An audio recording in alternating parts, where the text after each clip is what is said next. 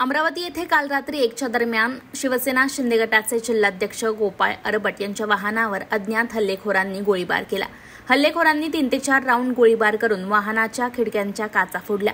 या घटनेनंतर अरबट यांनी वलगाव पोलीस ठाण्यात फिर्याद दिली। या प्रकरणी पोलिसांनी अज्ञात आरोपींविरोधात गुन्हा दाखल करून तपासाला सुरुवात केलेली आहे। डीसीपी सागर पाटील यांनी प्रसार माध्यमांशी बोलताना सांगितले की घटनेचा तपास सुरू आहे। प्राथमिक माहितीनुसार अरबट आणि शिवसेनेचे दुसरे जिल्हाध्यक्ष अरुण पडोळे यांच्यात गेल्या काही दिवसांपासून वर्चस्व वादासाठी वाद सुरू होता।